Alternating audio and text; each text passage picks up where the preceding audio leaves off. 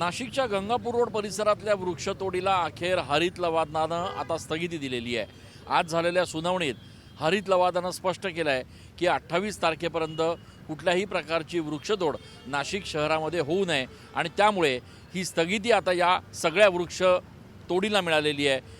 मात्र आता गोंधळ असा झालेला आहे की पालिका प्रशासनानं जे वृक्ष तोडायला सुरुवात केली होती त्या ठिकाणी मोठाले खड्डे खणलेले होते, जेणेकरून हे जे वृक्ष आहेत त्याचं दुसरीकडे पुनर्रोपण करता येईल। आता हरित लवादनं जी स्थगिती दिलेली आहे त्यामुळे हे काम जैसे तेच राहणार आहे। म्हणजे झाड तर अर्ध तुटलं आहे, दुसरीकडे खड्डा पण खणून ठेवला आहे आणि रस्ता हा देखील आता अर्धवटच झालेला आहे। त्याच्यामुळे आपण दृश्यांमध्ये जर बघितलं तर या ठिकाणी या रस्त्याच्या मधोमध हा खड्डा आहे, अर्धवट तुटलेलं झाड आहे आणि त्यामुळे वाहतुकीला प्रचंड त्रास आता पुढच्या काळात सहन करावा लागणार आहे। पालिका प्रशासनानं ज्या पद्धतीनं ही सगळी कारवाई केलेली आहे त्यामुळे पर्यावरण प्रेमींमध्ये कमालीची नाराजी आहे। हरित लवादचा निर्णय येण्यासाठी किमान प्रशासनानं थांबायला हवं होतं अशी भूमिका आहे। काय नेमकं सांगाल? कालपासून आम्ही त्यांच्या अगदी हातापाया पडून विनंती करत होतो, इन्क्लुडिंग पोलीस डिपार्टमेंट, इन्क्लुडिंग बदाने साहेब, इन्क्लुडिंग कॉर्पोरेशन, की कोर्टात मॅटर चालू आहे।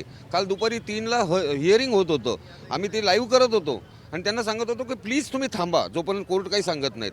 पण ते म्हणत होते ऑर्डर कॉपी। म्हटलं थोडा फक्त कोर्टात चालू आहे मॅटर आणि आमचं काय इच्छा होती, मागणं काय होतं की जे हायकोर्ट सुप्रीम कोर्टने वाचवलेली झाडं आहेत ते कोर्टाच्या परवानगीनेच तुम्हाला काय करायचं ते करावं, एवढाच फक्त हेतू होता। पण त्यांनी अजिबात थांबायला तयार नव्हते आणि मोठमोठे कटर्स वगैरे लावून त्यांनी काम चालूच ठेवलं, इवन दो कोर्टमध्ये मॅटर हिअरिंगला होतं।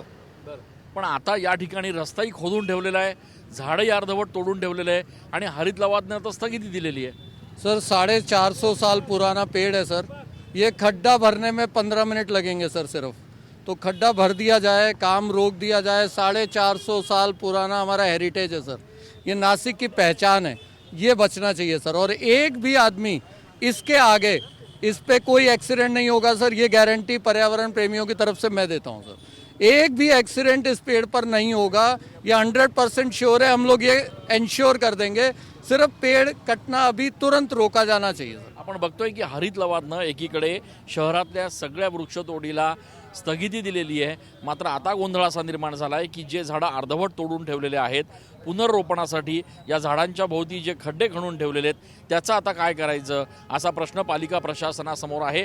मात्र या सगळ्या गोंधळामुळे नाशिककरांना आता पुढच्या काही दिवस या रस्त्यावरनं आता वाहतूक कोंडीचा सामना जो आहे तो करावा लागणार आहे।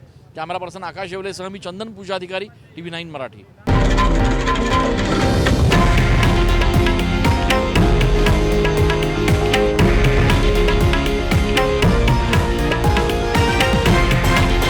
हे आहे देशातील नंबर 1 न्यूज नेटवर्क आणि आपण पाहत आहात TV9 मराठी, एकमेव।